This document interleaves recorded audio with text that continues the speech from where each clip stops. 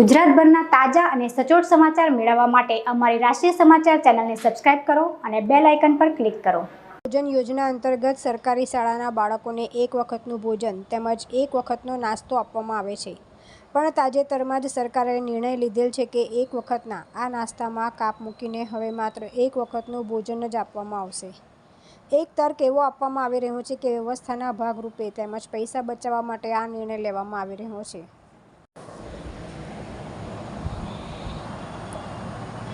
ત્યારે આપ દ્વારા આક્ષેપ સાથે કહેવાયું છે કે રાજ્યમાં ભ્રષ્ટાચાર અને ગેરવહીવટને કારણે પ્રજાના ટેક્સના કરોડો અબજો રૂપિયાનો બગાડ થાય છે, ત્યાં વ્યવસ્થા સુધારવાનો અને પૈસા બચાવવાનો વિચાર સરકારને કેમ નથી આવતો અને ગરીબ બાળકોને મળતા એક વખતના નાસ્તામાં સરકારને પૈસા બચાવવા છે।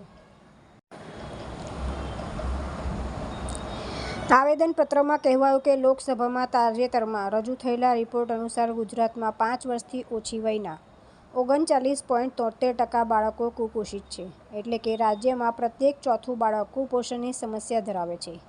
આ ઉપરાંત 21.39% બાળકોને નિર્ધારિત માપદંડ કરતાં ઓછું વજન ધરાવે છે।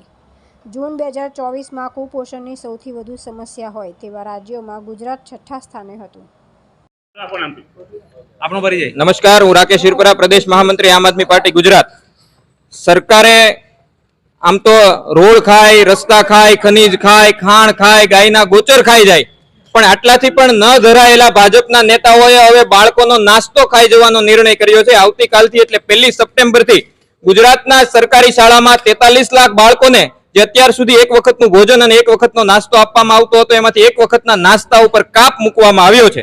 અમારી આમ આદમી પાર્ટી ગુજરાત વતી સરકારને સવાલ છે કે તમે રોડ રસ્તા આ બધું ખાઓ એમાંથી તમે ધરાતા નથી તો તમારે બાળકોનો નાસ્તો ખાઈ જવો છે। સરકાર એવો તર્ક આપે છે કે ભાઈ અમે પૈસા બચાવવા માટે આ કામ કર્યું છે। આ જૂન મહિનામાં કુબેર ડિંડોરે શિક્ષણ મંત્રીએ ભલામણ કરી છે, અંગત ભલામણ એવો શબ્દ લખ્યો છે, અંગત ભલામણ કરીને એવું કીધું છે કે આ યોજનાને રદ કરવામાં આવે અથવા સ્થગિત કરવામાં આવે તો અમારી માંગણી છે કે આ બાળકોને પોષણ મળવું। ગુજરાતના વિધાનસભાના અને લોકસભાના આંકડાઓ જોઈએ તો ગુજરાત કુપોષણમાં 6થા ક્રમે છે। દેશમાં ગુજરાતમાં દર 4થું કે 5મું બાળક કુપોષિત છે અને છેલ્લા 5 વર્ષમાં આ આંકડામાં 4 ગણો વધારો થયો છે। તો અમારી માંગણી છે કે આ નાસ્તાની જે યોજના છે, મધ્યાહન ભોજનની જે યોજના છે એને યથાવત જે પ્રમાણે પહેલા હતી એ પ્રમાણે શરૂ રાખવામાં આવે અને તમારી પાસે પૈસામાં કાપ મૂકવો હોય તો આજે રોડ ખાવામાં, રસ્તા ખાવામાં, ખનિજો ખાવામાં, ગાયના ગોચરો ખાવામાં કાપ મૂકો, પણ બાળકોને નાસ્તામાં કાપ ન મૂકો। તુલસી શર્મા સાથે રાષ્ટ્રીય સમાચાર, સુરત।